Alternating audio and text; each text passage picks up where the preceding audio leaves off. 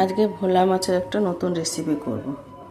এই যে আমি দেখো ভোলা মাছটা রেখেছি ধুয়ে ভালো করে। এতে আদা বাটা, লঙ্কা বাটা, রসুন বাটা, নুন, হলুদ, জিরের গুঁড়ো সেসব দিয়েছি। আর এবার এর উপরে লেবুর রসটা দিয়ে দেব। দিয়ে এটাকে 5-10 মিনিট রেখে দেব। এটাকে ভালো করে মাখিয়ে 5-10 মিনিট রেখে দেবো।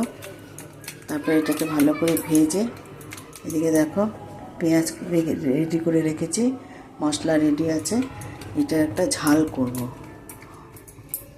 তা আমি এরমভাবে কোনো দিন করিনি, আজকেই করছি।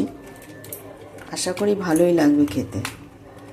তোমরাও করে দেখতে পারো, মনে হয় ভালোই লাগবে খেতে। কারণ ভোলা মাছ একটু টাটকা তো হয় না, এগুলো একটু মানে কয়েকদিনের বাসি চালানি হয়।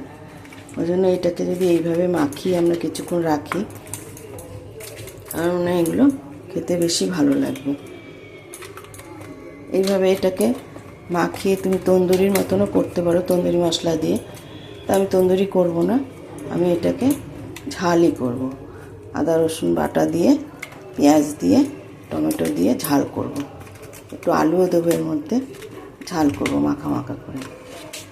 তা বন্ধুরা, যদি তোমাদের ভালো লাগে তাহলে অবশ্যই করে দেখো। আমার তো মনে হয় ভালো লাগবে, করছি।